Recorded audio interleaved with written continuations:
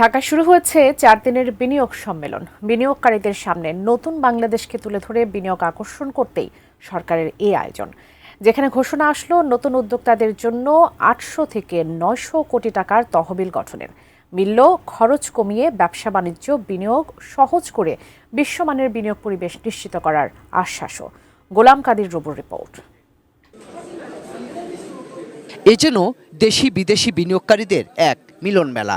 যুক্তরাষ্ট্র থেকে শুরু করে চীন, জাপান, দক্ষিণ কোরিয়া সহ 40টিরও বেশি দেশের 500রও বেশি উদ্যোক্তা ব্যবসায়ী যোগ দিয়েছেন এই সম্মেলনে।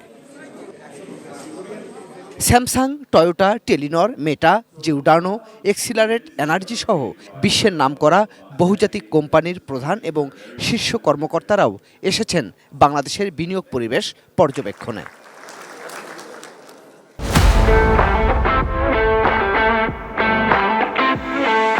হোটেল ইন্টারকন্টিনেন্টালে 4 দিনের এই বিনিয়োগ সম্মেলনের প্রথম দিনে সেশন ছিল স্টার্টআপ বা নতুন উদ্যোক্তাদের নিয়ে। সরকারের পক্ষ থেকে তুলে ধরা হলো অর্থায়ন সহ নানা সুযোগ সুবিধা আর পৃষ্ঠপোষকতার বিষয়টি। ছিল আমলাতান্ত্রিক জটিলতা দূর করার ঘোষণাও। I'm giving you a very trivial example, but that is how the baseline currently is. That is how low and deep we need to go into to ensure that we create an ecosystem that is much easier for businesses to operate. So BIDA's role generally, I see this year, is primarily to reform and fix the investment climate. Bangladesh ব্যাংকের governor জানালেন নতুনদের জন্য একটি তহবিল গঠনের, বললেন শিগগিরই প্রজ্ঞাপন জারি করার কথাও।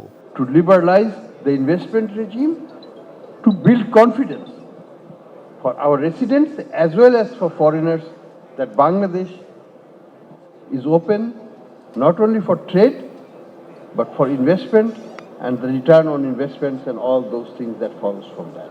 বিদেশি বিনিয়োগকারীরা যাতে তাদের মুনাফা নিজ দেশে নির্বিঘ্নে নিতে পারে সেজন্য আইন কানুন আরও সকালে বিদেশি বিনিয়োগকারীদের একটি দল চট্টগ্রামের মিরসরাই ইকোনমিক জোন ঘুরে দেখেন। মঙ্গলবার তাদের নারায়ণগঞ্জ ইকোনমিক জোন পরিদর্শন করার কথা রয়েছে। গোলাম কাদির রবু, এটিএন নিউজ, ঢাকা।